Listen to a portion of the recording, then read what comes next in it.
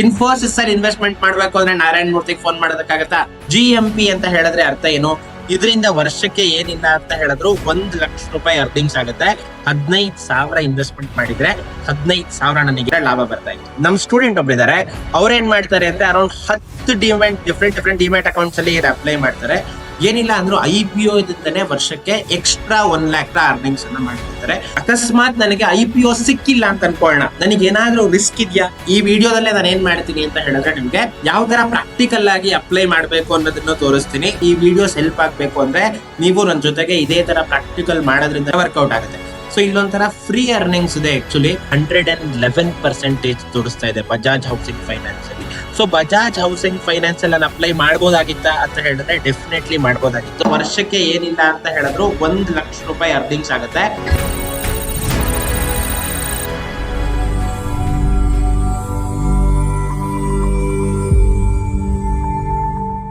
ಎಲ್ರಿಗೂ ನಮಸ್ಕಾರ, ನಾನು ನಿಮ್ಮ ಸುದತ್ತ ರಾವ್, ಚಾರ್ಟೆಡ್ ವೆಲ್ತ್ ಮ್ಯಾನೇಜರ್. ನಾವ್ ಇವತ್ತಿನ ಕ್ಲಾಸ್ ಅಲ್ಲಿ ಇನಿಷಿಯಲ್ ಪಬ್ಲಿಕ್ ಆಫರಿಂಗ್ ಅಂದ್ರೆ ಏನು, ಇದರಿಂದ ವರ್ಷಕ್ಕೆ 1 ಲಕ್ಷ ರೂಪಾಯಿ ಅರ್ನಿಂಗ್ಸ್ ಯಾವ ತರ ಮಾಡಬಹುದು ಅನ್ನೋದನ್ನ ಇವತ್ ಕಲ್ತ್ಕೊಳ್ಳೋಣ. ಇನಿಷಿಯಲ್ ಪಬ್ಲಿಕ್ ಆಫರಿಂಗ್ ಅಂತ ಹೇಳಿದ್ರೆ ಇವಾಗ ಫಸ್ಟ್ ಟೈಮ್ ಒಂದ್ ಕಂಪನಿ ಪ್ರೈಮರಿ ಮಾರ್ಕೆಟ್ ಇಂದ ಸೆಕೆಂಡರಿ ಮಾರ್ಕೆಟ್ ಗೆ ಬರೋ ಪ್ರೊಸೆಸ್ ಅನ್ನ ನಾವೇನಂತ ಕರಿತೀವಿ ಅಂತ ಹೇಳಿದ್ರೆ ಇನಿಷಿಯಲ್ ಪಬ್ಲಿಕ್ ಆಫರಿಂಗ್ ಅಂತ ಕರಿತೀವಿ.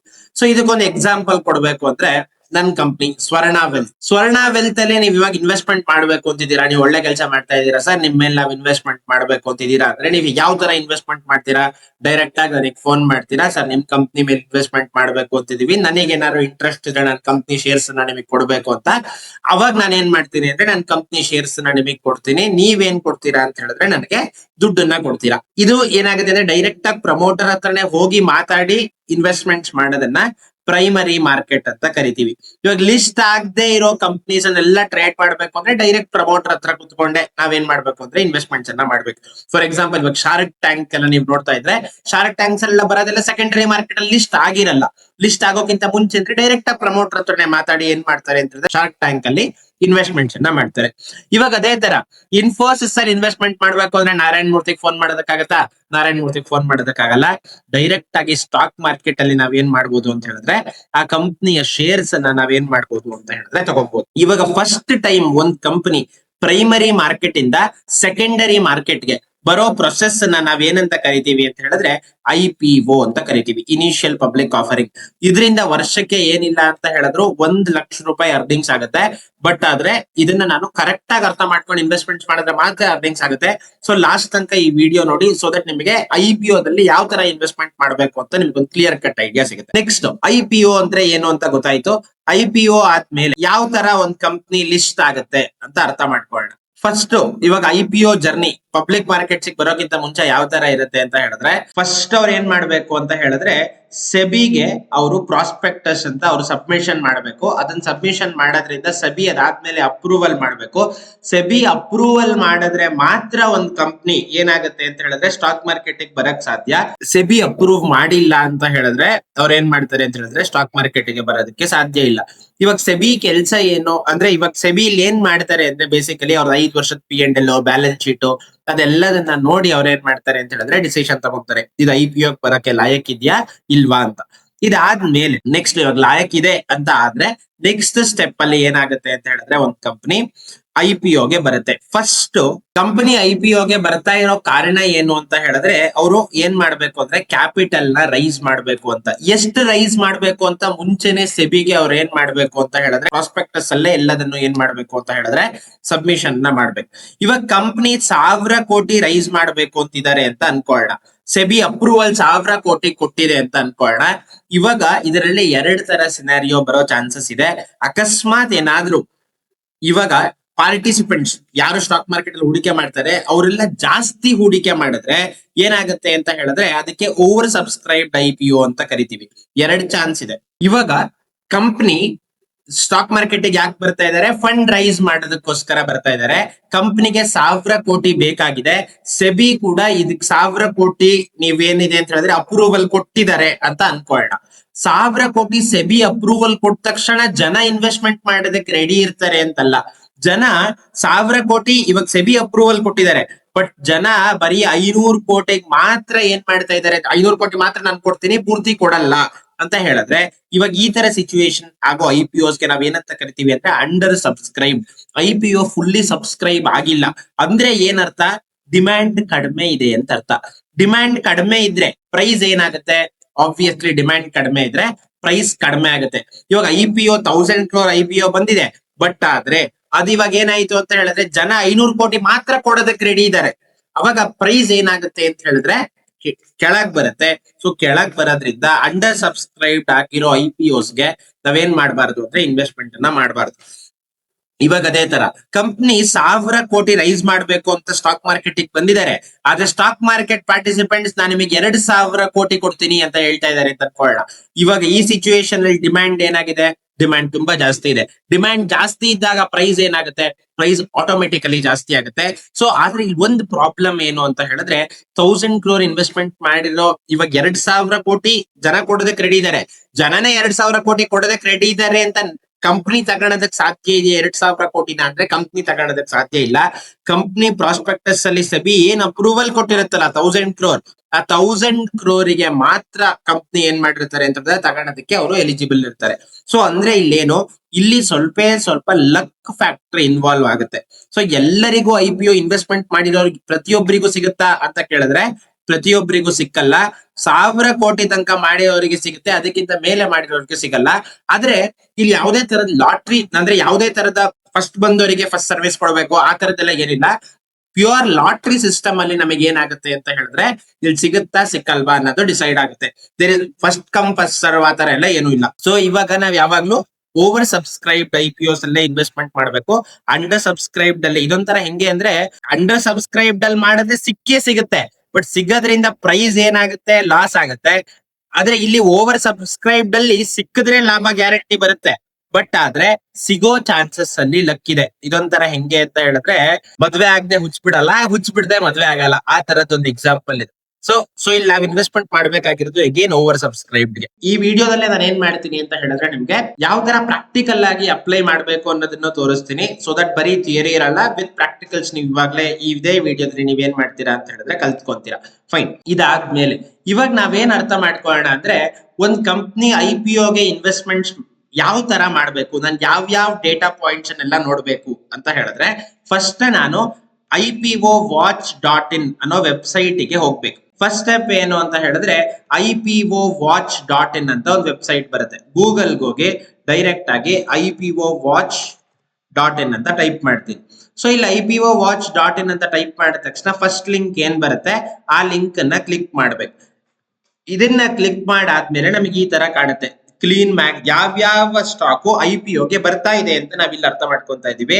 ಫಸ್ಟ್ ಯಾವ್ದು ಬರ್ತಾ ಇದೆ ಅಂದ್ರೆ ಕ್ಲೀನ್ ಮ್ಯಾಕ್ಸ್ ಎನ್ವಿರೋ ಅಂತ ಒಂದು ಬರ್ತಾ ಇದೆ. ಅದಾದ್ಮೇಲೆ PNGS ರೇವಾ ಡೈಮಂಡ್ ಅಂತ ಬರ್ತಾ ಇದೆ, ಫ್ರಾಕ್ಟಲ್ ಇಂಡಸ್ಟ್ರೀಸ್ ಅಂತ ಬರ್ತಾ ಇದೆ. ಸೊ ಇವಾಗ ಒನ್ ಬೈ ಒನ್ ಅರ್ಥ ಮಾಡ್ಕೊಳ್ಳೋಣ. ಇಲ್ಲಿ ಫಸ್ಟ್ ನನಗೆ ಏನಿರುತ್ತೆ ಅಂದ್ರೆ ಡೇಟ್ ಇರುತ್ತೆ, ಯಾವ ಡೇಟ್ ಅಲ್ಲಿ ಬರ್ತಾ ಇದೆ ಅಂತ. ಇಲ್ಲಿ ಏನ್ ಕೊಟ್ಟಿದ್ದಾರೆ 2026 ಯಾವಾಗ್ಲೋ ಬರ್ತಾ ಇದೆಯಂತೆ. ಸೊ ನಾವ್ ಫಸ್ಟ್ ಗೆ ಏನ್ ಅರ್ಥ ಮಾಡ್ಕೊಳ್ಳೋಣ ಅಂತ ಹೇಳಿದ್ರೆ, ರೀಸೆಂಟ್ ಆಗಿ ಯಾವ್ದಿದೆ ಅದನ್ನ ಅರ್ಥ ಮಾಡ್ಕೊಳ್ಳೋಣ. 24th to 26th ಬರೋ IPO ಯಾವುದು ಅಂದ್ರೆ PNGS ರೇವಾ ಡೈಮಂಡ್ ಅನ್ನೋ IPO. ಇದಾದ್ಮೇಲೆ ನೆಕ್ಸ್ಟ್ ಇದು ಡೇಟ್ 24ರಿಂದ 26 ತನಕ ನಾನು ಯಾವಾಗ ಬೇಕಾದ್ರೂ ಅಪ್ಲೈ ಮಾಡ್ಬೋದು. ಫಸ್ಟ್ ಡೇಟೇ ಅಪ್ಲೈ ಮಾಡ್ಬೇಕು ಆ ತರದ್ದೆಲ್ಲ ಯಾವ್ದು ರೂಲ್ಸ್ ಇಲ್ಲ. ಇದಾದ್ಮೇಲೆ IPO ಟೈಪ್ ಅಂತ ಒಂದು ಕಾಣಿಸ್ತಾ ಇದೆ ಇಲ್ಲಿ. IPO ಟೈಪ್ ಅಲ್ಲಿ ಮೇನ್ ಆಗಿ ನಾನು ಏನ್ ಮಾಡ್ಬೇಕು ಅಂದ್ರೆ ಮೇನ್ ಬೋರ್ಡ್ IPOs ಅಲ್ಲೇ ಇನ್ವೆಸ್ಟ್ಮೆಂಟ್ ಮಾಡ್ಬೇಕು. Always invest in main board IPOs. SME IPOs ನಾವೇನ್ ಮಾಡ್ಬೇಕು ಅಂತ ಹೇಳಿದ್ರೆ ಅವಾಯ್ಡ್ ಮಾಡ್ಬೇಕು. ಯಾಕೆ ಅವಾಯ್ಡ್ ಮಾಡ್ಬೇಕು? ಮೇನ್ ಬೋರ್ಡ್ IPO ಅಂದ್ರೆ IPO ಸೈಜ್ ಜಾಸ್ತಿ ಇರುತ್ತೆ. SME ಅಂತ ಹೇಳಿದ್ರೆ ಸ್ಮಾಲ್ ಅಂಡ್ ಮೀಡಿಯಂ ಎಂಟರ್ಪ್ರೈಸ್, ತುಂಬಾ ಸ್ಮಾಲ್ ಕಂಪ್ನೀಸಿನ IPO ಇರುತ್ತೆ. ಇದರಿಂದ ಆಗೋ ಡಿಸ್ಅಡ್ವಾಂಟೇಜ್ ಏನು ಸ್ಮಾಲ್ ಎಂಟರ್ಪ್ರೈಸಸ್ ಅಲ್ಲಿ ಅಂತ ಹೇಳಿದ್ರೆ, ಎಂಟ್ರಿ ಆಗ್ಬೋದು, ಒಳಗ್ ಹೋಗ್ಬೋದು, ಆಚೆ ಬರೋದಕ್ಕಾಗಲ್ಲ, ಮರ ಹತ್ಬೋದು, ಇಳಿಯೋದಕ್ಕಾಗಲ್ಲ. ಯಾವ್ದ್ರಲ್ಲಿ ಅಂದ್ರೆ SME ನಲ್ಲಿ, ಅಂದ್ರೆ ಎಕ್ಸಿಟ್ ಆಗೋದಕ್ಕಾಗಲ್ಲ. ಸೊ ಇದರಿಂದ ನಮಗೆ ಏನಾಗುತ್ತೆ ಅಂದ್ರೆ ಲಾಸಸ್ ಆಗೋ ಚಾನ್ಸಸ್ ಇರೋದು ಎಲ್ಲಿ ಅಂದ್ರೆ SME ನಲ್ಲಿ. ಸೊ ದಯವಿಟ್ಟು SME ನಲ್ಲಿ ಇನ್ವೆಸ್ಟ್ಮೆಂಟ್ಸ್ ಅನ್ನ ಮಾಡಬೇಡಿ. ಮೈನ್ ಬೋರ್ಡ್ ಅಲ್ಲಿ ನಾವೇನ್ ಮಾಡ್ಬೇಕು ಅಂತ ಹೇಳಿದ್ರೆ ಇನ್ವೆಸ್ಟ್ಮೆಂಟ್ ಅನ್ನ ಮಾಡ್ಬೇಕು. ಇವಾಗ ರೀಸೆಂಟ್ ಆಗಿ ಐ ಫೈನಾನ್ಸ್ ಅಂತ ಒಂದಿತ್ತು, ಫ್ರಾಕ್ಟಲ್ ಅನಾಲಿಟಿಕ್ಸ್ ಅಂತ ಒಂದಿತ್ತು. ಸೊ ಇದ್ರದ್ದೆಲ್ಲ IPO ಬಗ್ಗೆ ನಾವೇನ್ ಮಾಡೋಣ ಅಂದ್ರೆ ಇವಾಗ ಡಿಸ್ಕಷನ್ ಮಾಡೋಣ. PNGS ರೇವಾ ಡೈಮಂಡ್ ಅಲ್ಲಿ ಇನ್ವೆಸ್ಟ್ಮೆಂಟ್ ಮಾಡ್ಬೇಕಾ ಮಾಡಬಾರ್ದಾ ಅಂತ ನನಗೆ ಗೊತ್ತಾಗ್ಬೇಕು. ನನಗೆ ಗೊತ್ತಾಗೋದಕ್ಕೆ ನನಗೆ ಒಂದು ಟರ್ಮ್ ನನಗೆ ಗೊತ್ತಿರಬೇಕು. ಆ ಟರ್ಮ್ ಏನು ಅಂತ ಹೇಳಿದ್ರೆ ದಟ್ ಈಸ್ GMP ಅಂತ ಕರಿತೀವಿ. GMP ಅಂತ ಹೇಳಿದ್ರೆ ಅರ್ಥ ಏನು? GMP ಅಂತ ಹೇಳಿದ್ರೆ grey market premium. Grey market premium ಅಂದ್ರೆ ಅರ್ಥ ಏನು? ಇವಾಗ ಇದು ಆಕ್ಚುಲಿ ಅನ್ರೆಗ್ಯುಲೇಟೆಡ್, ಇದು ಗ್ರೇ ಮಾರ್ಕೆಟ್ ಅನ್ನೋದು. ಬಟ್ ಆದ್ರೆ ಇದ್ರ ಸಕ್ಸಸ್ ರೇಷಿಯೋ ತುಂಬಾ ಅಂದ್ರೆ ತುಂಬಾ ಚೆನ್ನಾಗಿದೆ. ಅದ್ರ ಜೊತೆಗೆ ಯಾವಾಗ ಗ್ರೇ ಮಾರ್ಕೆಟ್ ಮೇಲೆ ಕೆಳಗೆ ಫ್ಲಕ್ಚುಯೇಷನ್ಸ್ ಆಗುತ್ತೆ ಅಂತ ಹೇಳಿದ್ರೆ, ಓವರ್ ಸಬ್ಸ್ಕ್ರೈಬ್ಡ್ ಆದ್ರೆ ಗ್ರೇ ಮಾರ್ಕೆಟ್ ಪ್ರೀಮಿಯಂ ಜಾಸ್ತಿ ಆಗುತ್ತೆ. ಅಂಡರ್ ಸಬ್ಸ್ಕ್ರೈಬ್ಡ್ ಆದ್ರೆ ಒಂದು IPO, ಅವಾಗ ಗ್ರೇ ಮಾರ್ಕೆಟ್ ಪ್ರೀಮಿಯಂ ಏನಾಗುತ್ತೆ ಅಂತ ಹೇಳಿದ್ರೆ ಕಡಿಮೆ ಆಗುತ್ತೆ. ಸೊ ಯಾವುದೇ ಕಂಪನಿಯ IPO ನಾನು ಅಪ್ಲೈ ಮಾಡೋಕ್ಕಿಂತ ಮುಂಚೆ ಈ ಗ್ರೇ ಮಾರ್ಕೆಟ್ ಪ್ರೀಮಿಯಂ ಅನ್ನೋದನ್ನ ನಾನು ನೋಡ್ಬೇಕು. ಗ್ರೇ ಮಾರ್ಕೆಟ್ ಪ್ರೀಮಿಯಂ ನ ನೋಡಿದ್ರೆ ನನಗೇನಾಗುತ್ತೆ ಅಂದ್ರೆ ಓವರ್ ಸಬ್ಸ್ಕ್ರೈಬ್ ಆಗಿದ್ಯಾ, ಅಂಡರ್ ಸಬ್ಸ್ಕ್ರೈಬ್ಡ್ ಆಗಿದ್ಯಾ, ಇದರ ಜೊತೆಗೆ ಡಿಮ್ಯಾಂಡ್ ಎಷ್ಟಿದೆ ಅಂತ ನನಗೆ ಗೊತ್ತಾಗುತ್ತೆ. ಸೊ ಅದ್ ಹೆಂಗ್ ಗೊತ್ತಾಗುತ್ತೆ ನನಗೆ? ಯಾವ ತರ ನೋಡ್ಬೇಕು ನಾನು? ಫಸ್ಟ್ ಕಂಪ್ನಿ ಹೆಸರು PNGS ರೇವಾ ಡೈಮಂಡ್. ಇನ್ನೊಂದು ಟ್ಯಾಬ್ ಓಪನ್ ಮಾಡಿದ್ದೀನಿ. ಇವಾಗ ಇಲ್ಲಿ PNGS Reva Diamond Jewellery IPO GMP. So company ಹೆಸರು ಹಾಕ್ಬೇಕು.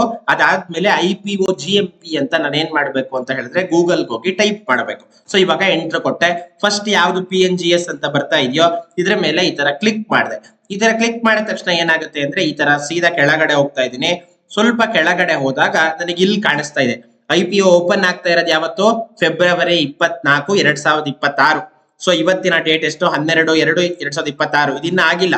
ಸೊ ಲೈವ್ ಅಲ್ಲಿ ನಾವೇನ್ ಮಾಡ್ತಾ ಇದೀವಿ ಅಂದ್ರೆ ಅನಾಲಿಸಿಸ್ ಮಾಡ್ತಾ ಇದೀವಿ.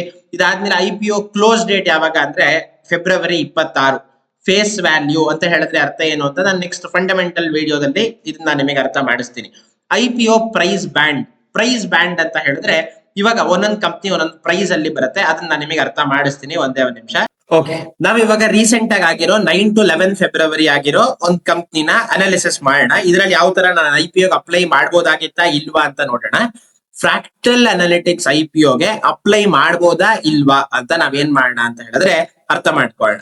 ಸೊ ಫ್ರಾಕ್ಟಲ್ ಅನಾಲಿಟಿಕ್ಸ್ ಫಸ್ಟ್ ನಾನು ಏನ್ ಮಾಡಿದೆ ಅಂದ್ರೆ ಗೂಗಲ್ ಹೋಗಿ ಫ್ರಾಕ್ಟಲ್ ಅನಾಲಿಟಿಕ್ಸ್ IPO GMP ಅಂತ ಟೈಪ್ ಮಾಡಿದೆ. ಸೊ ಇಲ್ಲಿ ಮೊದಲನೇದು IPO ವಾಚ್ ನ ವೆಬ್ಸೈಟ್ ಬಂತು.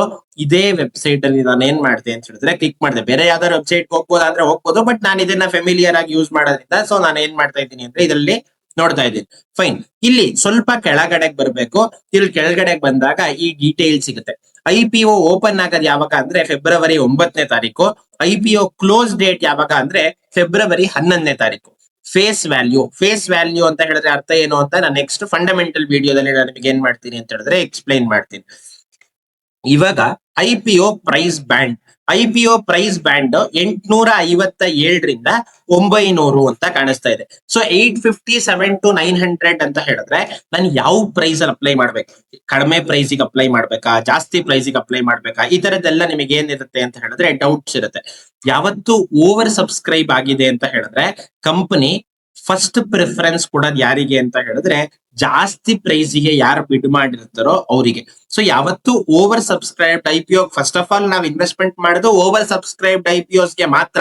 ಸೊ ಓವರ್ ಸಬ್ಸ್ಕ್ರೈಬ್ ಆಗಿದೆ ಅಂತ ಹೇಳಿದ್ರೆ ನನಗೆ ಸಿಗೋ ಚಾನ್ಸ್, ಲಕ್ ನನ್ನ ಕಡೆ ವರ್ಕ್ ಆಗ್ಬೇಕು ಅಂದ್ರೆ ಫಸ್ಟ್ ಪ್ರಿಫರೆನ್ಸ್ ಏನು ಅಂತ ಹೇಳಿದ್ರೆ ನಾನು ಜಾಸ್ತಿ ಪ್ರೈಸಿಗೆ ನಾನು ಏನ್ ಮಾಡ್ಬೇಕು ಅಂತ ಹೇಳಿದ್ರೆ ಇನ್ವೆಸ್ಟ್ಮೆಂಟ್ ಅನ್ನ ಮಾಡ್ಬೇಕು.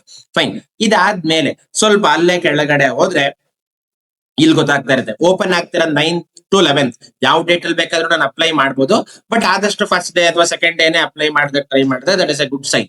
ಇದಾದ್ಮೇಲೆ ನೆಕ್ಸ್ಟ್ ನನಗೆ ಸಿಕ್ಕಿದ್ಯಾ ಸಿಕ್ಕಿಲ್ವಾ IPO? ಯಾಕಂದ್ರೆ ಲಕ್ ಫ್ಯಾಕ್ಟರ್ ಇದೆ ಅಂತ ಹೇಳಿದ್ದೆ. ಆ ಲಕ್ ನ ನಮ್ ಸೈಡಿಗೆ ಯಾವ ತರ ವರ್ಕ್ ಮಾಡ್ಬೇಕು ಅನ್ನೋದನ್ನು ನಾನು ನಿಮಗೆ ಇದೇ ವಿಡಿಯೋದಲ್ಲಿ ಹೇಳ್ಕೊಡ್ತೀನಿ.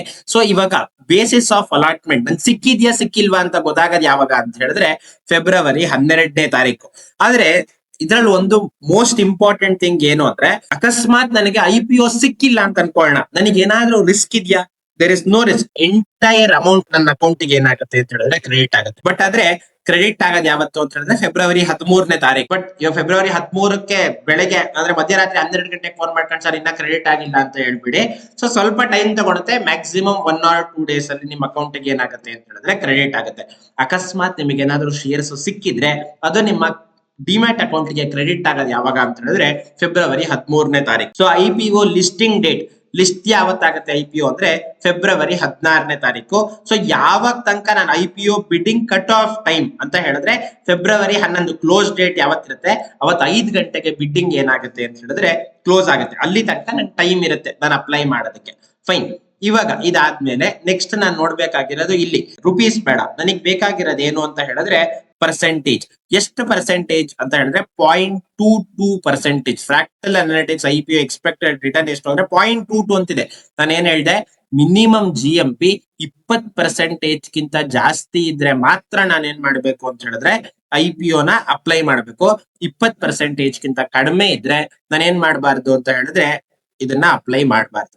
ಸೊ ಇದಾದ್ಮೇಲೆ ನೆಕ್ಸ್ಟ್ ನಾನು ನೋಡ್ಬೇಕಾಗಿರೋ ಟರ್ಮ್ ಏನು ಅಂತ ಹೇಳಿದ್ರೆ IPO ಪ್ರೈಸ್ ಬ್ಯಾಂಡ್ 850 into 900 ಅಂತ ಇದೆ.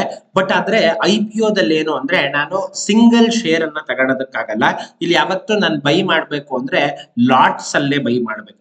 ಲಾಟ್ ಸೈಜ್ ಯೂಶಲಿ ಒಂದೊಂದ್ ಕಂಪ್ನಿಗೆ ಒಂದೊಂದ್ ತರ ಇರುತ್ತೆ. ಬಟ್ ಅಮೌಂಟ್ ಅಲ್ಲಿ ನಾವು ಲೆಕ್ಕ ಹಾಕ್ತಾ ಇದೀವಿ ಅಂದ್ರೆ ಅರೌಂಡ್ 15,000, 14,000ದಿಂದ 15,000 ರೇಂಜ್ ಅಲ್ಲಿ ನನಗೆ ಏನಾಗುತ್ತೆ ಅಂತ ಹೇಳಿದ್ರೆ ಒಂದು IPO ಬರುತ್ತೆ. ಸೊ ಇವಾಗ ನಾವೇನ್ ಅರ್ಥ ಮಾಡ್ಕೊಳ್ಳೋಣ ಅಂದ್ರೆ ಯಾವ company IPO. So first of all ನಾನು IPO ಅಪ್ಲೈ ಮಾಡ್ಬೇಕು ಅಂದ್ರೆ ಏನೇನ್ ನೋಡ್ಬೇಕು ಅಂದ್ರೆ ಫಸ್ಟ್ IPOwatch.in ಹೋಗ್ಬೇಕು. ಅದಾದ್ಮೇಲೆ ಮೈನ್ ಬೋರ್ಡ್ IPO ನ ಅಥವಾ SME ನ ಅಂತ ನೋಡ್ಬೇಕು. ಮೈನ್ ಬೋರ್ಡ್ ಆಗಿದ್ರೆ ಮಾತ್ರ ಅದನ್ನ ಇನ್ಕ್ಲೂಡ್ ಮಾಡ್ಬೇಕು. ಇದಾದ್ಮೇಲೆ ಗ್ರೇ ಮಾರ್ಕೆಟ್ ಪ್ರೀಮಿಯಂ ನ ನೋಡ್ಬೇಕು. ಗ್ರೇ ಮಾರ್ಕೆಟ್ ಪ್ರೀಮಿಯಂ ನ ನೋಡಾದ್ಮೇಲೆ 20% ಗಿಂತ ಜಾಸ್ತಿ ಇದ್ರೆ ನಾನು IPO ಗೆ ಅಪ್ಲೈ ಮಾಡಬಹುದು. 20% ಗಿಂತ ಕಡಿಮೆ ಇದ್ರೆ ನಾನು ಏನ್ ಮಾಡಬಾರ್ದು ಅಂತ ಹೇಳಿದ್ರೆ IPO ಗೆ ಅಪ್ಲೈ ಮಾಡಬಾರ್ದು. ಸೊ ಇದಾದ್ಮೇಲೆ ಅಕಸ್ಮಾತ್ ನನಗೆ ಏನಾದ್ರೂ IPO ಸಿಕ್ಕಿದ್ರೆ ಆ ಕಂಪ್ನಿಯ ಫಂಡಮೆಂಟಲ್ಸ್ ಚೆನ್ನಾಗಿದ್ರೆ ಲಾಂಗ್ ಟರ್ಮ್ ಹೋಲ್ಡ್ ಮಾಡಬೇಕು. ಇಲ್ಲ GMP ಚೆನ್ನಾಗಿತ್ತು, ಇನ್ವೆಸ್ಟ್ಮೆಂಟ್ ಮಾಡಿದೆ, ಶಾರ್ಟ್ ಟರ್ಮ್ ರಿಟರ್ನ್ಸ್ ಬಂತು, ಬಟ್ ಆದ್ರೆ ಕಂಪ್ನಿ ಫಂಡಮೆಂಟಲ್ಸ್ ಚೆನ್ನಾಗಿಲ್ಲ ಅಂತ ಹೇಳಿದ್ರೆ, ಫಾರ್ ಎಕ್ಸಾಂಪಲ್ ಓಲಾ ಎಲೆಕ್ಟ್ರಿಕ್, ಆ ತರದ ಕಂಪ್ನಿಗೆಲ್ಲ ನಾವೇನ್ ಮಾಡಬಾರ್ದು ಅಂತ ಹೇಳಿದ್ರೆ ಲಾಂಗ್ ಟರ್ಮ್ ಇನ್ವೆಸ್ಟ್ಮೆಂಟ್ ಮಾಡಬಾರ್ದು. ಫೈನ್. ಇದಾದ್ಮೇಲೆ ಇಂಡಿವಿಜುವಲ್ ಆಗಿ ನಾವೇನ್ ಮಾಡೋಣ ಅಂದ್ರೆ ಸ್ವಲ್ಪ ಇವಾಗ ಹಳೆ ಡೇಟಾದಲ್ಲಿ ನೋಡೋಣ. LIC ನಲ್ಲಿ ನಾನು IPO ದಲ್ಲಿ ಇನ್ವೆಸ್ಟ್ಮೆಂಟ್ ಮಾಡ್ಬೋದಾಗಿತ್ತಾ ಇಲ್ವಾ ಅಂತ ಅರ್ಥ ಮಾಡ್ಕೊಳ್ಳೋಣ. ಸಿಂಪಲ್ GMP ಕಾನ್ಸೆಪ್ಟ್ ಗೊತ್ತಿಲ್ಲದೆ ನಮ್ಗೆ ಎಷ್ಟೋ ಜನ ಏನ್ ಮಾಡ್ತಾ ಇದ್ದಾರೆ ಅಂತ ಹೇಳಿದ್ರೆ ಬ್ಲೈಂಡ್ ಆಗಿ LIC ಅಲ್ವಾ, ನಾನು ಕೇಳಿದೀನಿ ಒಳ್ಳೆ ಇನ್ಶೂರೆನ್ಸ್ ಕಂಪನಿ, ಸೊ ನಾನು ಇನ್ವೆಸ್ಟ್ಮೆಂಟ್ ಮಾಡಿದ್ರೆ ನಂಗೆ ಸಖತ್ತಾಗಿ ರಿಟರ್ನ್ಸ್ ಬರುತ್ತೆ ಅಂತ ಅನ್ಕೊಂಡಿರ್ತಾರೆ. ಬಟ್ ಆದ್ರೆ ನಾವೇನ್ ಮಾಡ್ಬೇಕು, ಸ್ವಲ್ಪ ಕೆಳಗಡೆ ಹೋಗಿ ನೋಡ್ಬೇಕು. ಏನಂತ ಟೈಪ್ ಮಾಡಿದೆ, LIC IPO GMP ಅಂತ ಗೂಗಲ್ಗೆ ಹೋಗಿ ಟೈಪ್ ಮಾಡಿದೆ. ಇಲ್ಲೇ ಕೆಳಗ್ ಬಂದ ತಕ್ಷಣ ಎಕ್ಸ್ಪೆಕ್ಟೆಡ್ ರಿಟರ್ನ್ಸ್ ಅಂತ ಕಾಣಿಸ್ತಾ ಇದೆ. ಎಕ್ಸ್ಪೆಕ್ಟೆಡ್ ರಿಟರ್ನ್ಸ್ ಏನಿದೆ ಅಂದ್ರೆ -% ಇದೆ. ಸೊ -% ಇರೋದ್ರಿಂದ ನಾನು ಏನ್ ಮಾಡಬಾರ್ದು ಅಂದ್ರೆ ಜಸ್ಟ್ LIC ದೊಡ್ಡ ನೇಮು, ಸೊ ದಟ್ ನಾನು ಏನ್ ಮಾಡ್ತೀನಿ ಅಂದ್ರೆ ಇನ್ವೆಸ್ಟ್ಮೆಂಟ್ ಮಾಡ್ತೀನಿ. ಇದೊಂದು ಸಿಂಪಲ್ ಕಾರಣದಿಂದ ಜನ ಏನ್ ಮಾಡಿದ್ದಾರೆ ಅಂದ್ರೆ ದುಡ್ಡನ್ನ ಕಳ್ಕೊಂಡಿದ್ದಾರೆ. ಸೊ ನಾನು LIC IPO ಅಪ್ಲೈ ಮಾಡಿದ್ನಂದ್ರೆ ಡೆಫಿನೆಟ್ ಇಲ್ಲ. ಯಾಕೆ ಅಪ್ಲೈ ಮಾಡಿಲ್ಲ? ಸೊ ಅಂಡರ್ ಸಬ್ಸ್ಕ್ರೈಬ್ ಆಗಿದೆ. GMP ನೆಗೆಟಿವ್ ಇದೆ. GMP ನೆಗೆಟಿವ್ ಇದ್ರೆ ಏನಾಗುತ್ತೆ, ಇವಾಗ ಫ್ರಾಕ್ಟಲ್ ಅನಾಲಿಟಿಕ್ಸ್ ತರಾನೇ, ಫ್ರಾಕ್ಟಲ್ ಅನಾಲಿಟಿಕ್ಸ್ ಎಷ್ಟಿತ್ತು, 0.22% ಇತ್ತು. ನಾನೇನ್ ಹೇಳ್ದೆ, GMP ಮಿನಿಮಮ್ ಅಂತ ಹೇಳಿದ್ರು 20% ಆದ್ರೂ ಇರ್ಲೇಬೇಕು. ಫೈನ್. ಇದೇ ತರ ನಾವೇನ್ ಮಾಡೋಣ ಅಂದ್ರೆ ನೆಕ್ಸ್ಟ್ ನೋಡೋಣ, Paytm ಅಲ್ಲಿ ಅಪ್ಲೈ ಮಾಡಬಹುದಾಗಿತ್ತ. Paytm IPO GMP IPO watch ಅಂತ ಟೈಪ್ ಮಾಡಿದೆ. ಇವಾಗ ಇಲ್ಲಿ ಮೊದಲನೇ ಲಿಂಕ್ ಬಂತು, ಕ್ಲಿಕ್ ಮಾಡಿದೆ. ಸ್ವಲ್ಪ ಕೆಳಗಡೆ ಹೋದೆ. ಸ್ವಲ್ಪ ಕೆಳಗಡೆ ಹೋದ ತಕ್ಷಣ ಇಲ್ಲಿ ಎಕ್ಸ್ಪೆಕ್ಟೆಡ್ ರಿಟರ್ನ್ಸ್ ಅಂತ ಕಾಣಿಸ್ತಾ ಇದೆ. ಎಕ್ಸ್ಪೆಕ್ಟೆಡ್ ರಿಟರ್ನ್ಸ್ ಅಲ್ಲಿ ಪರ್ಸೆಂಟೇಜ್ ಏನಿದೆ ಅಂದ್ರೆ -% ಇದೆ. ಸೊ Paytmಗೂ ನಾನು ಏನ್ ಮಾಡಬಾರ್ದಾಗಿತ್ತು ಅಂದ್ರೆ ಅಪ್ಲೈ ಮಾಡಬಾರ್ದಾಗಿತ್ತು. ಇದಾದ್ಮೇಲೆ ನೆಕ್ಸ್ಟ್ ನಾನು ನೋಡ್ಬೇಕಾಗಿರೋದೇನು, ಬಜಾಜ್ ಹೌಸಿಂಗ್ ಫೈನಾನ್ಸ್ ಯಾವ್ದಕ್ ಮಾಡಬಾರ್ದು ಅಂತ ಗೊತ್ತಾಯ್ತು. ಇವಾಗ ಯಾವ್ದಕ್ ಮಾಡ್ಬೇಕು ಅಂತ ಗೊತ್ತಾಗ್ಬೇಕು. Next IPO watch.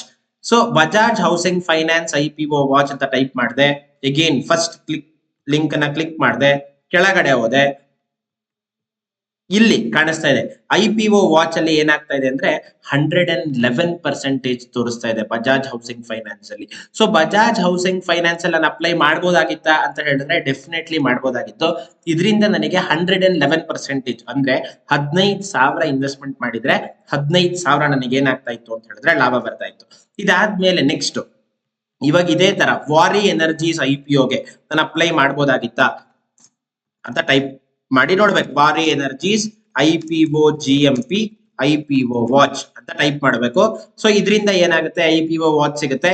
ಇದನ್ನ ಜೊತೆಗೆ ನಾನು ಯಾವ ತರ ವಿಡಿಯೋದಲ್ಲಿ ಮಾಡ್ತಾ ಇದ್ದೀನೋ ಅದೇ ತರ ನೀವು ಲೈವ್ ಆಗಿ ಮಾಡ್ಬೇಕು. ಇಲ್ಲ ಅಂತ ಹೇಳಿದ್ರೆ ಬರೀ ಒನ್ ವೇ ಕಮ್ಯುನಿಕೇಶನ್ ಆದ್ರೆ ನಿಮಗೆ ಇದೆಲ್ಲ ಏನು ಹೆಲ್ಪ್ ಆಗಲ್ಲ. ನಾನು ನಿಮಗೆ ಈ ವಿಡಿಯೋಸ್ ಮಾಡ್ತಾ ಇರೋದು ನಿಮಗೆ ಹೆಲ್ಪ್ ಆಗಲ್ಲ. ಬಟ್ ಆದ್ರೆ ನಿಮಗೆ ಈ ವಿಡಿಯೋಸ್ ಹೆಲ್ಪ್ ಆಗ್ಬೇಕು ಅಂದ್ರೆ ನೀವು ನನ್ನ ಜೊತೆಗೆ ಇದೇ ತರ ಪ್ರಾಕ್ಟಿಕಲ್ ಮಾಡೋದ್ರಿಂದ ನಿಮಗೆ ಏನಾಗುತ್ತೆ ಅಂದ್ರೆ ವರ್ಕೌಟ್ ಆಗುತ್ತೆ. ಫೈನ್. ಇವಾಗ IPO ಎಕ್ಸ್ಪೆಕ್ಟೆಡ್ ರಿಟರ್ನ್ಸ್ ಎಷ್ಟು ತೋರಿಸ್ತಾ ಇದೆ ಅಂದ್ರೆ 85% ತೋರಿಸ್ತಾ ಇದೆ. ವಾರಿ ಎನರ್ಜೀಸ್ IPOಗೆ ಅಪ್ಲೈ ಮಾಡಬಹುದಾಗಿತ್ತ ಅಂದ್ರೆ ಡೆಫಿನೆಟ್ಲಿ ಮಾಡಬಹುದಾಗಿತ್ತು. ಸೊ ಒಂದು ಸಿಂಪಲ್ GMP ಕಾನ್ಸೆಪ್ಟ್ ಇಂದ ನಾನು ಹೇಳಿದೆ 85% ಅಂದ್ರೆ ಎಷ್ಟಾಗುತ್ತೆ? 15,000ಕ್ಕೆ ಆಲ್ಮೋಸ್ಟ್ 13,000 14,000 ಬರುತ್ತೆ. ಬಟ್ ಆದ್ರೆ ನಾನು ಏನ್ ಹೇಳಿದೆ, ವರ್ಷಕ್ಕೆ 1 ಲಕ್ಷ ರೂಪಾಯಿ ತನಕ ಅರ್ನ್ ಮಾಡಬಹುದು ಅಂತ ಹೇಳಿದೆ. ಇದಕ್ಕೆ ನಾನು ಏನ್ ಮಾಡ್ಬೇಕು ಅಂತ ಹೇಳಿದ್ರೆ ಒಂದು ಸಿಂಪಲ್ ಹ್ಯಾಕ್ ನಂಗೆ ಗೊತ್ತಿರ್ಬೇಕು. ಆ ಹ್ಯಾಕ್ ಏನು ಅಂತ ಹೇಳಿದ್ರೆ, ವರ್ಷಕ್ಕೆ ಏನಿಲ್ಲ ಅಂತ ಹೇಳಿದ್ರು 30 ಗುಡ್ IPOs ಬರುತ್ತೆ, 30 ಗುಡ್ IPOs ಬರುತ್ತೆ. ನಾನೇನ್ ಮಾಡ್ಬೇಕು ಅಂದ್ರೆ 4 ಡಿಫ್ರೆಂಟ್ ಪ್ಯಾನ್ ಅಕೌಂಟ್ಸ್ ಅಲ್ಲಿ ಅಪ್ಲೈ ಮಾಡ್ಬೇಕು. 4 ಡಿಫ್ರೆಂಟ್ ಪ್ಯಾನ್ ಅಕೌಂಟ್ ಅಂದ್ರೆ ನಂದೇ 4 ಪ್ಯಾನ್ ಕಾರ್ಡ್ ಮಾಡ್ಕೊಳ್ಳೋದಕ್ಕಾಗಲ್ಲ. ನಾನು ಏನ್ ಮಾಡ್ಬೇಕು, ನನ್ನ ಫ್ಯಾಮಿಲಿ ಹೆಸರಲ್ಲಿ 4 ಪ್ಯಾನ್ ಕಾರ್ಡ್ ಬೇರೆ ಬೇರೆ ಅವ್ರ ಹೆಸರಲ್ಲಿ 18 ಇಯರ್ಸ್ ಆಗಿರೋರಲ್ಲಿ ನಾನು ಏನ್ ಮಾಡ್ಬೇಕು ಅಂದ್ರೆ ಒಂದು ಡಿಮ್ಯಾಟ್ ಅಕೌಂಟ್ ಅನ್ನ ಕ್ರಿಯೇಟ್ ಮಾಡಿ ಅದರಲ್ಲಿ ನಾನು ಏನ್ ಮಾಡ್ಬೇಕು ಅಂದ್ರೆ IPOಗೆ ಅಪ್ಲೈ ಮಾಡ್ಬೇಕು. 30 into 4 ಇವಾಗ 4 ಅಕೌಂಟ್ ಅಲ್ಲಿ ಅಪ್ಲೈ ಮಾಡ್ತಾ ಇದ್ದೀನಿ ಅಂದ್ರೆ ಏನಿಲ್ಲ ಅಂದ್ರೂ 120 ಸಲ ಅಪ್ಲೈ ಮಾಡ್ದಂಗ್ ಆಗಿರುತ್ತೆ. ಸೊ ಇದ್ರಲ್ಲಿ ನನಗೆ ಏನಾದ್ರೂ ಲಾಸ್ ಇದೆಯಾ ಅಂತ ಕೇಳಿದ್ರೆ GMP ಒಂದು ನೋಡಿ ನಾನು ಇನ್ವೆಸ್ಟ್ಮೆಂಟ್ ಮಾಡಿದ್ರೆ ನನಗೆ ಲಾಸ್ ಇಲ್ಲ. ಇದನ್ನ ನೋಡದೆ ನಾನು ಇನ್ವೆಸ್ಟ್ಮೆಂಟ್ ಮಾಡಿದ್ರೆ ನನಗೆ ಏನಾಗುತ್ತೆ ಅಂದ್ರೆ ಲಾಸ್ ಆಗುತ್ತೆ. Paytm ಅಲ್ಲಿ ಮಾಡಿದ್ರೆ ನಂಗೆ ಲಾಸ್ ಆಗ್ತಾ ಇರ್ಲಿಲ್ವಾ? ಡೆಫಿನೆಟ್ಲಿ ಆಗ್ತಾ ಇತ್ತು. ಬಟ್ GMP ನೋಡಿ ಮಾಡಿದ್ರೆ ನಂಗೆ ಲಾಸ್ ಆಗ್ತಾ ಇತ್ತಾ? ಡೆಫಿನೆಟ್ಲಿ ಆಗ್ತಾ ಇರ್ಲಿಲ್ಲ. ಸೊ 30 into 4 ಅಂದ್ರೆ 120, 120 ಸಲ ಅಪ್ಲೈ ಮಾಡ್ದಂಗೆ ಆಯ್ತು. ನನಗೆ ಏನಾದ್ರು ಲಾಸ್ ಇದೆಯಾ? ಏನು ಲಾಸ್ ಇಲ್ಲ. ಯಾಕೆ ಬ್ಯಾಂಕ್ ಅಲ್ಲಿ ದುಡ್ಡು ಫ್ರೀಸ್ ಆಗಿರುತ್ತೆ, ನನ್ನ ಅಕೌಂಟ್ ಇಂದ ದುಡ್ಡು ಡೆಬಿಟ್ ಕೂಡ ಆಗಿರಲ್ಲ. ಅಕಸ್ಮಾತ್ ಶೇರ್ ಸಿಗ್ತಾ ಇದೆ ಅಂದ್ರೆ ಮಾತ್ರ ನನ್ನ ದುಡ್ಡು ಏನಾಗುತ್ತೆ ಅಂತ ಹೇಳಿದ್ರೆ ಡೆಬಿಟ್ ಆಗುತ್ತೆ. ನಂಗೆ ಶೇರ್ ಸಿಗ್ತಾ ಇದೆ ಅಂದ್ರೆ ಅರ್ಥ ಇರೋ GMP ನೋಡಿ ಮಾಡಿದೀವಿ ಅಂದ್ರೆ ನಂಗೆ ಲಾಭನೇ ಇರುತ್ತೆ. ಸೊ 120 ಟೈಮ್ಸ್ ಅಪ್ಲೈ ಮಾಡಿದೀವಿ, ಏನಿಲ್ಲ ಅಂತ ಹೇಳಿದ್ರು 10 ಸಲ ಸಿಕ್ಬಿಟ್ಟು 120 ಸಲದಲ್ಲಿ 10 ಟೈಮ್ಸ್ ಸಿಕ್ಕಿದ್ರೆ ನನಗೆ ಏನಾಗುತ್ತೆ ಅಂತ ಹೇಳಿದ್ರೆ ಅಟ್ಲೀಸ್ಟ್ ಅಂತ ಹೇಳಿದ್ರು ಅರೌಂಡ್ 1 lakh rupees ತನಕ ನನಗೆ ಅರ್ನಿಂಗ್ಸ್ ಬರುತ್ತೆ. ನಮ್ ಸ್ಟೂಡೆಂಟ್ ಒಬ್ಬರಿದ್ದಾರೆ, ಅವ್ರೇನ್ ಮಾಡ್ತಾರೆ ಅಂದ್ರೆ ಅರೌಂಡ್ 10 ಡಿಫ್ರೆಂಟ್ ಡಿಮ್ಯಾಟ್ ಅಕೌಂಟ್ಸ್ ಅಲ್ಲಿ ಏನ್ ಮಾಡ್ತಾರೆ ಅಂತ ಹೇಳಿದ್ರೆ, ಅಂದ್ರೆ ಬೇರೆ ಬೇರೆ ಹೆಸರಲ್ಲಿ ಡಿಮ್ಯಾಟ್ ಅಕೌಂಟ್ಸ್ ಅಲ್ಲಿ ಫ್ರೆಂಡ್ಸ್ ಫ್ಯಾಮಿಲೀಸ್ ಅಲ್ಲಿ ಅಪ್ಲೈ ಮಾಡ್ತಾರೆ. ಏನಿಲ್ಲ ಅಂದ್ರೂ IPO ದಿಂದನೇ ವರ್ಷಕ್ಕೆ ಎಕ್ಸ್ಟ್ರಾ 1 lakh, ಇವಾಗ 6 ಲಕ್ಷ ರೂಪಾಯಿ ನನ್ಗೆ ಇನ್ಕಮ್ ಇದ್ರೆ ಪ್ಲಸ್ 1 lakh ಅದಕ್ಕೆ ಎಕ್ಸ್ಟ್ರಾ ಅರ್ನಿಂಗ್ಸ್ ಅನ್ನ ಮಾಡ್ಕೊಂತಾರೆ. ಸೊ ಇಲ್ಲೊಂಥರ ಫ್ರೀ ಅರ್ನಿಂಗ್ಸ್ ಇದೆ ಆಕ್ಚುಲಿ. ಬಟ್ ಇದನ್ನ ನಾವೇನ್ ಮಾಡ್ಬೇಕು ಅಂತ ಹೇಳಿದ್ರೆ ಕರೆಕ್ಟ್ ಆಗಿ ಕ್ಯಾಲ್ಕುಲೇಟಿವ್ ಆಗಿ ಅರ್ಥ ಮಾಡ್ಕೊಂಡು ಇನ್ವೆಸ್ಟ್ಮೆಂಟ್ ಮಾಡಿದ್ರೆ ಚೆನ್ನಾಗಿ ನಾನು ಏನ್ ಮಾಡ್ಬೋದು ಅಂದ್ರೆ ಇನ್ವೆಸ್ಟ್ಮೆಂಟ್ಸ್ ಅನ್ನ ಮಾಡ್ಬೋದು. ನಿಮಗೆ ಇದ್ರ ಬಗ್ಗೆ ಇನ್ನ ಅರ್ಥ ಮಾಡ್ಕೊಬೇಕು ಅಂತ ಹೇಳಿದ್ರೆ ಒಂದು ಕೆಲಸ ಮಾಡಿ, ಕಮೆಂಟ್ ಸೆಕ್ಷನ್ ಅಲ್ಲಿ ಬೇರೆ ಬೇರೆ ಡಿಫ್ರೆಂಟ್ ಕಂಪ್ನೀಸ್ ನ ಹೆಸರು ಕೊಟ್ಟಿರ್ತೀನಿ.